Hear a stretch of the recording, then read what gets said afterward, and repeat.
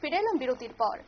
আগরতলা বীর বিক্রম মেমোরিয়াল কলেজের 50টি সোনালী বছরের যাত্রাকে সম্মান জানাতে 18 আগস্ট থেকে 5 দিন বিভিন্ন অনুষ্ঠানের আয়োজন করা হয়েছে। 19 আগস্ট কলেজ প্রাঙ্গণে মহারাজা বীর বিক্রম কিশোর মানিক বাহাদুরের মূর্তি উন্মোচন করেছেন রাজ্যের মুখ্যমন্ত্রী প্রফেসর ডক্টর মানিক সাহা। কলেজের সুবর্ণ জয়ন্তী উদযাপনের অঙ্গ হিসেবে বৃহস্পতিবার আয়োজিত হয় মেগা রক্তদান শিবির এবং ক্রীড়া প্রতিযোগিতার। এই অনুষ্ঠানে উদ্বোধক হিসেবে উপস্থিত ছিলেন মন্ত্রী সুধাংশু দাস। তাছাড়াও উপস্থিত ছিলেন মেয়র দীপক মজুমদার সহ অন্যান্যরা। মন্ত্রী সুধাংশু দাস তিনি কি জানালেন শোনাবো।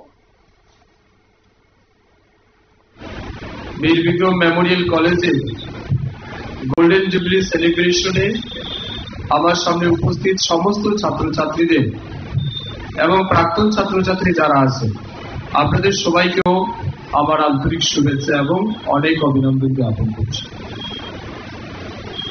আমার আগে মাননীয় মেয়র মহোদয় বলে গেছেন এই কলেজের ইতিহাস সম্পর্কে। সুখমে বাবু বলে গেছেন ইতিহাসকে মনে রাখতে। এটা ঠিক। Doctor B.R.. আম্বেদকরজি বলেছিলেন they cannot make history who forget history।